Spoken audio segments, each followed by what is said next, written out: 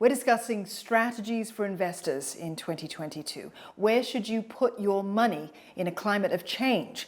Well, joining me for this segment are Howie Lee, economist at OCBC, and Terence Wong, CEO of Azure Capital. Howie, let's start with you. Tell me about those oil prices. We've had this long period of this status quo that ended in 2021 on this sort of trend of rising prices, and analysts just can't seem to agree on whether we're going to be able to hit that US $100 per barrel again anytime soon. Where do you see oil heading for 2022? When we look at what we call the stock-to-use ratio, the amount of stocks left globally, the consumption patterns that we see globally, those look very tight. In fact, I think it's the tightest since the shale boom. It's not at the level since pre-shale days, but by that logic, I think we should be seeing a level of around $90 to about $100 a barrel at this point of time. There are other supporting factors as well.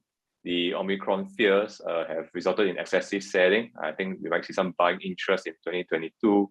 Put it all together, I think there is a possibility that you might see $100 oil in the new year. And speaking of those rising prices, inflation's been a top concern for 2021. We anticipate that's going to just continue for this year as well. How will these rising oil prices, though, affect the level of inflation that we'll see for 2022, Howie? Well, for sure, it will affect inflationary pressures. I think you just have to look at the last 4 to 5 months of 2021. The largest component of price increase in the US was gasoline prices. Even in Singapore, the fuel and utilities basket has been rising about 5 to 6% year on year each month since July.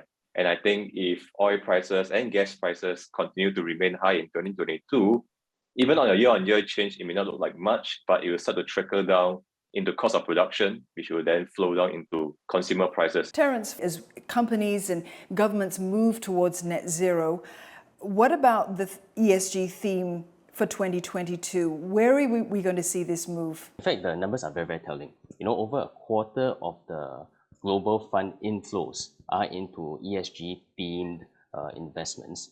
And every day, we're actually seeing 2 new ESG funds launched. I think that this green revolution when it comes to finance is here to stay. There are 2 distinct classes. One is the more mature ones, like say solar, wind energy, more established, more mature. So the PE and the price to book, they are pretty much in line with the market. But you're talking about things like EVs, electric vehicles, right? That's a different ballgame because they don't have any earnings to speak of. Their price to book is significantly higher than that of the market. So I would say that investors should be cautious at this stage in what they're investing in. Where do you anticipate interest from investors as far as sustainability bonds are concerned? If you want to attain the goals of Paris Agreement, which is quite tough, we are not going to limit to 2 degrees Celsius increase. That involves, I think, like $3 trillion US dollars every year all the way to 2050. And a lot of this money is coming through via green bonds. And the numbers are very, very encouraging. If you look at the amount of money raised by green bonds, for the first time in history, it has surpassed fossil fuel bond raise. And I think that there's no looking back. By 2023, United Nations or WEF, they have estimated that there's going to be $1 trillion US dollars worth of money that's going to be raised via green bonds. The green economy has certainly made the investment landscape a lot more interesting for investors, but there are those traditional safe havens as well. Howie, what about gold? Well, I think for gold, the market is quite split on 2 camps. I think there is one camp that is really worried about inflation, persistent inflation, and that would be the bullish camp, right? You need gold as a safe haven to hedge against those fears. And on the other, we are all very aware that the US Federal Reserve and major central banks are going to embark on their rate hike exercise beginning in 2022. And that's on the bearish camp. So if you were to ask me, and that is my personal opinion, I would be more on the bearish camp, strictly because I think the theoretical side of things is going to stick more than the inflationary fears. And with every hike that the US is going to partake in, I think that will push gold downwards. I think we see a steady state level of gold in the new era of about 1,500 per ounce. And I think we might see that by the end of 2022.